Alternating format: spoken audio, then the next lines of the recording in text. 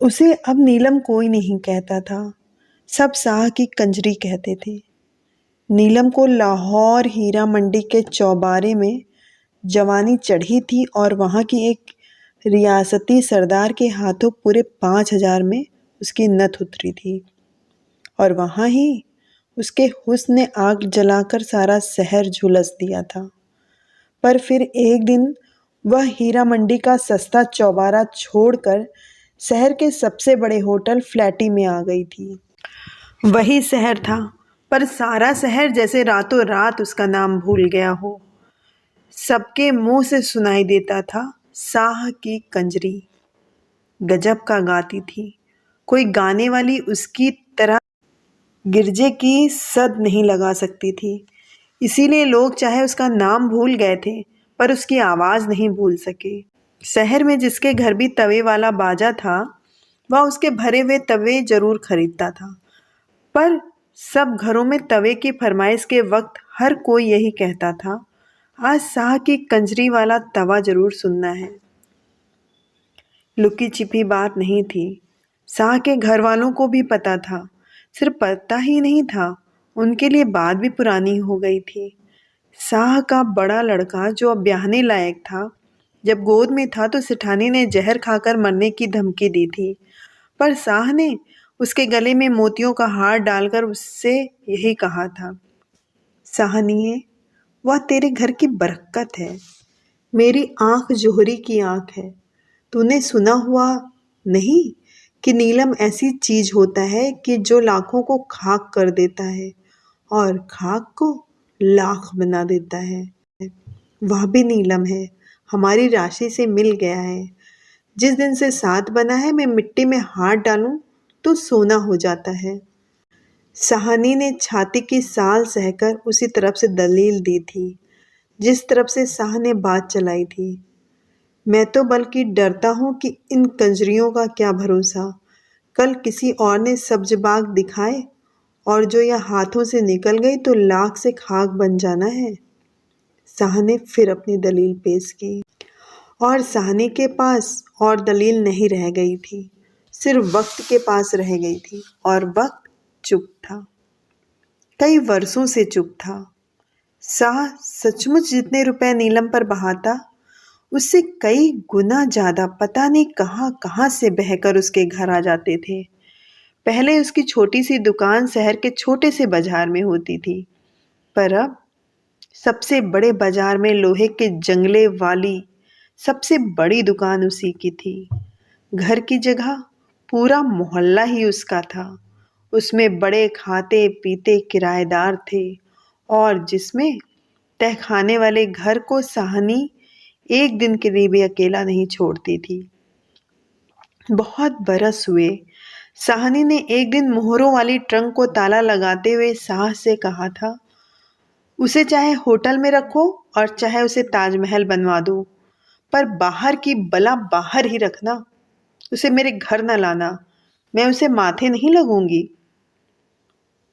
और सचमुच सहानी ने कभी उसका मुंह तक नहीं देखा था। जब उसने यह बात कही थी, उसका बड़ा लड़का स्कूल में पढ़ता था और अब वह ब्याहने लायक हो गया था, पर सहानी ने न उसके गाने वाले तवे घर में आने दिए और न घर में किसी को उसका नाम लेने दिया था। वैसे उसके बेटों ने दुकान दुकान पर उसके गाने सुन रखे थे और जने जने से सुन रखा था शाह की कंजरी। बड़े लड़के का ब्याह था। घर पर 4 महीने से दर्जी बैठे हुए थे। कोई सूटों पर सलमा काट रहा था, कोई तिल्ला, कोई किनारी और कोई दुपट्टे पे सितारे जड़ रहा था। सहानी के हाथ भरे हुए थे, रुपयों की थैली निकालती खोलती, फिर और थैली भरने तहखाने में चली जाती। शाह के यार दोस्तों ने शाह की दोस्ती का वास्ता डाला कि लड़के के ब्याह पर कंजरी जरूर गंवानी है। वैसे बात उन्होंने बड़े तरीके से कही थी ताकि शाह कभी बल न खा जाए। वैसे तो शाह जी की बहुतेरी गाने नाचने वाली हैं, जिसे मर्जी हो बुलाओ, पर यहाँ तो मलिकाए तरन्नुम जरूर आए, चाहे मिर्जे की एक ही सद लगा जाए। फ्लैटी होटल आम होटलों जैसा नहीं था। वहाँ ज़्यादातर अंग्रेज लोग ही आते और ठहरते थे। उसमें अकेले अकेले कमरे भी थे, पर बड़े बड़े 3 कमरों के सेट भी।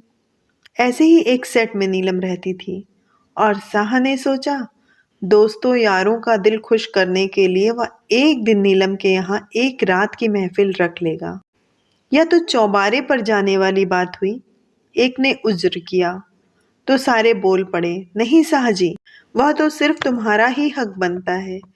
पहले कभी हमने कुछ कहा? उस जगह का भी नाम नहीं लिया। वह जगह तुम्हारी अमानत है।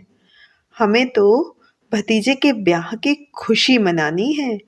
उसी खानदानी घर वालों की तरह अपने घर बुलाओ, हमारी भाभी के घर।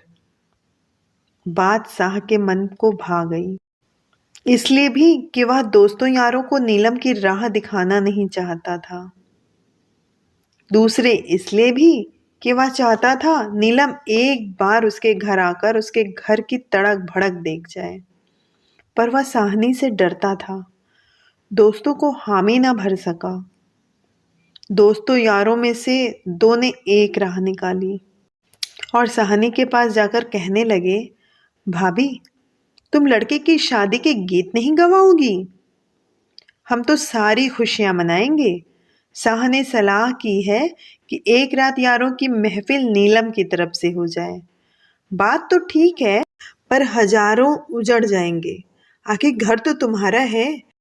पहले उस कंजरी को थोड़ा खिलाया है। तुम सयानी बनो भाभी। गाने बजाने के लिए एक दिन यहीं बुला लो।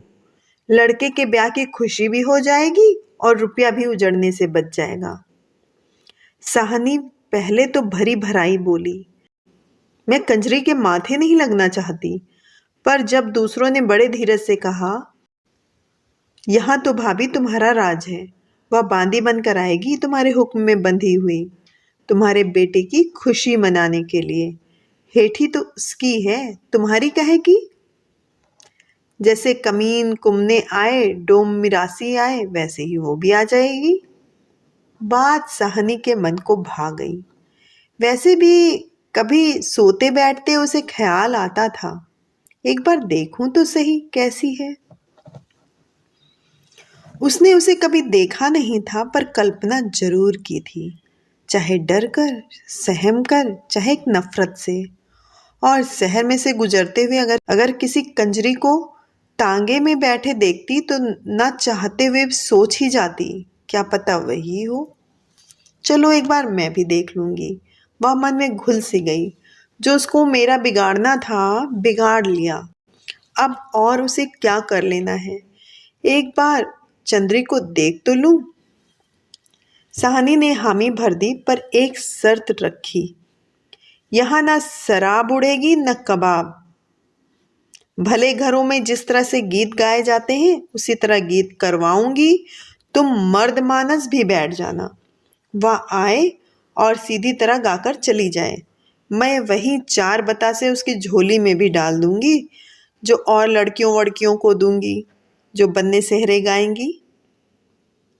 यही तो भाभी हम कहते हैं। साह के दोस्तों ने फूंक दी, तुम्हारी समझदारी से ही तो घर बना है, नहीं तो क्या खबर क्या हो गुजरना था। वह आई। साहनी ने खुद अपनी बग्घी भेजी थी। घर मेहमानों से भरा हुआ था। बड़े कमरे में सफेद चादरें बिछाकर बीच में ढोलक रखी हुई थी। घर की औरतों ने बन्ने सेहरे गाने शुरू कर रखे थे। बग्घी दरवाजे पर आकर रुकी तो कुछ उतावली औरतें दौड़कर खिड़की की तरफ बग्घी दरवाजे पर आ रुकी तो कुछ उतावली औरतें दौड़कर खिड़की की एक तरफ चली गईं और कुछ सीढ़ियों की तरफ। अरे बदसगनी क्यों करती हो, सेहरा बीच में ही छोड़ दिया।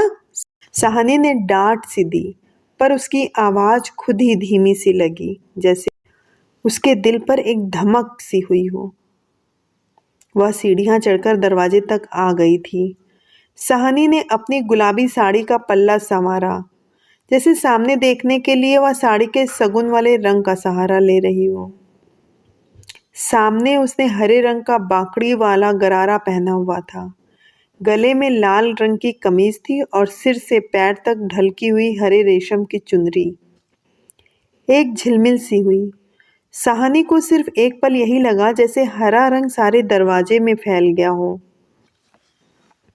फिर हरे कांच की चूड़ियों की छन छन हुई तो सहानी ने देखा एक गोरा हाथ एक झुके हुए माथे को छू कर आदाब बजा रहा है और साथ ही एक झनकती हुई सी आवाज, बहुत बहुत मुबारक सहानी, बहुत बहुत मुबारक।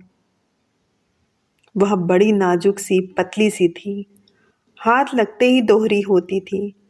सहानी ने उसे गांव तकिए के सहारे हाथ के इशारे से बैठने को कहा तो सहानी को लगा कि उसकी मांसल बाह बड़ी बेडौल लग रही थी। कमरे के एक कोने में साहब भी था, दोस्त भी थे, कुछ रिश्तेदार मर्द भी। उस नाजनीन ने उस कोने की तरफ देखकर भी एक बार सलाम किया और फिर परे गांव तकिए के सहारे ठुमक कर बैठ गई। बैठते वक्त कांच की चूड़ियां फिर छनकी थी। सहानी ने एक बार फिर उसकी बाहों को देखा, हरे कांच की चूड़ियों को, और फिर स्वाभाविक ही अपनी बाह में पड़े हुए सोने के चूड़े को देखने लगी। कमरे में एक चकाचौंध सी छा गई। हर एक की आंखें जैसे ही एक तरफ उलट गई थीं। सहानी की अपनी आंखें भी, पर उसे अपनी आंखों को छोड़कर सबकी आंखों पर एक गुस्सा सा आया। वह फिर एक बार कहना चाहती थी, अरे बदसुगनी क्यों करती हो, सेहरे गाओ ना, पर उसकी आवाज गले में घुटती सी गई थी। शायद औरों की आवाज भी गले में घुट गई थी। कमरे में एक खामोशी छा गई थी। वह अधबीच रखी हुई ढोलक की तरफ देखने लगी और उसका जी किया कि वह बड़ी जोर से ढोलक बजाए। खामोशी उसने ही तोड़ी जिसके लिए खामोशी छाई थी। कहने लगी, मैं तो सबसे पहले घोड़ी गाऊंगी, लड़के का सगन करूंगी, क्यों सहानी? और सहानी की तरफ हंसती हुई घोड़ी गाने लगी। निक्की निक्की बूंदी निकिया मीही वरे, वे मेरी माँ वे सुहागन तेरी सगन करे। सहानी को अचानक तसल्ली सी हुई, शायद इसलिए कि गीत के बीच की माँ वही थी और उसका मर्द भी सिर्फ उसका मर्द था, तभी तो माँ सुहागन थी। सहानी हंसते से मुंह से उसके बिल्कुल सामने बैठ गई जो उस वक्त बेटे के सगुन कर रही थी। घोड़ी खत्म हुई तो कमरे के बोलचाल फिर से लौट आई। सब कुछ स्वाभाविक सा हो गया। औरतों की तरफ से फरमाइश की गई ढोलकी रोड़े वाला गीत, मर्दों की तरफ से फरमाइश गई मिर्जे दियां सद्दा। गाने वाले ने मर्दों की फरमाइश सुनी अनसुनी कर दी और ढोलकी को अपनी तरफ खींचकर उसने ढोलकी से अपना घुटना जोड़ लिया। सहानी रौ में आ गई, शायद इसलिए कि गाने वाली मर्दों की फरमाइश पूरी करने के बजाय औरतों की फरमाइश पूरी करने लगी थी। मेहमान औरतों में से शायद कुछ एक को पता नहीं था। वे एक दूसरे से कुछ पूछ रही थीं और एक उसके कान के पास कह रही थी, यही है साह की कंजरी। कहने वालियों ने शायद बहुत धीरे से कहा था, खुसुर फुसुर सा, पर सहानी के कान में आवाज पड़ गई थी, कानों से टकरा रही थी, साह की कंजरी, साह की कंजरी। और सहानी के मुंह का रंग फिर फीका पड़ गया। इतने में ढोलक की आवाज ऊंची हो गई थी और साथ में गाने वाले की आवाज भी, सूहे वे चिड़ियों वालिया मैं कहनी हाँ। और सहानी का कलेजा थम सा गया। यह सूहे चीरे वाला मेरा ही बेटा है, सुख से आज घोड़ी पर चढ़ने वाला मेरा ही बेटा। फरमाइश का अंत नहीं था। एक गीत खत्म होता, दूसरा गीत शुरू हो जाता। गाने वाली कभी औरतों की फरमाइश पूरी करती, कभी मर्दों की। बीच बीच में कह देती, कोई और भी गाओ ना, मुझे सांस दिला दो। पर किसकी हिम्मत थी उसके सामने होने की। उसकी टल्ली सी आवाज, वह भी शायद कहने को कह रही थी, वैसे एक के पीछे झट दूसरा गीत छेड़ देती थी। गीतों की बात और थी, पर जब उसने मिर्जे की हेक लगाई, उठनी साहिबा सुतियाँ उठ के दे दीदार, हवा का कलेजा हिल गया। कमरे में बैठे मर्द बुत बन गए थे। साहनी को फिर घबराहट सी हुई। उसने बड़े गौर से शाह के मुंह की तरफ देखा।